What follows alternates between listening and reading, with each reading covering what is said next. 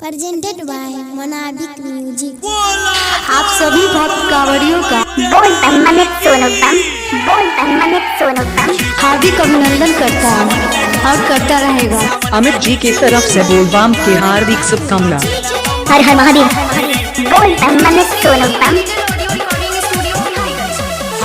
सावन में डीजे धमकई छै रे रे रे नाचला बम बम करे ई देखी बाबा सोना करे। सावन में डीजे धमकई छै रे रे रे नाचला बम बम करे ई देखी बाबा सोना करे। रे बात नहीं मानई पिके गांजा पानी देखे कांवर से जला एकर छला कई रे रे रे रे। सावन में डीजे धमकई छै रे रे रे नाचला बम बम करे ई देखी भोला सोना करे। हर हर महादेव बोलबम अमित। आप सभी भक्त कांवड़ियों का हार्दिक अभिनंदन करता है और करता रहेगा। कपड़ा देखे लागे छे सुपर कंवरिया रे नाचत नाचत जाई रहल छै बाबा बैजू नगरिया रे। अमित जी की तरफ से बोलबम की हार्दिक शुभकामना।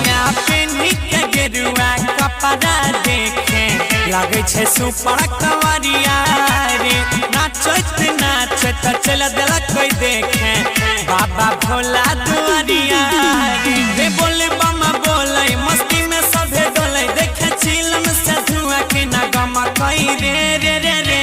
सावन में डीजे धमकई छै रे रे रे नाचला बम बम करे ई देखी बाबा सोना करे। अमित जी की तरफ से बोलबम की हार्दिक शुभकामना। हर हर हर महादेव बोलबम अमित।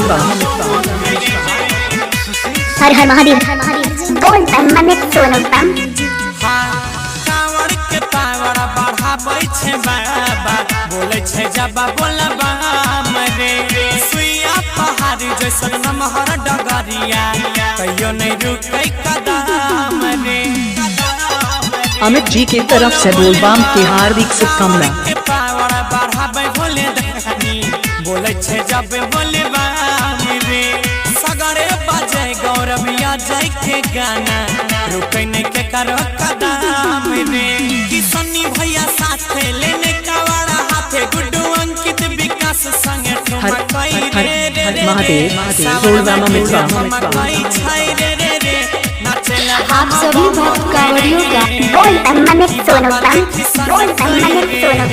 हार्दिक अभिनंदन करता है और करता रहेगा। मंडल चौक घोरबंकी।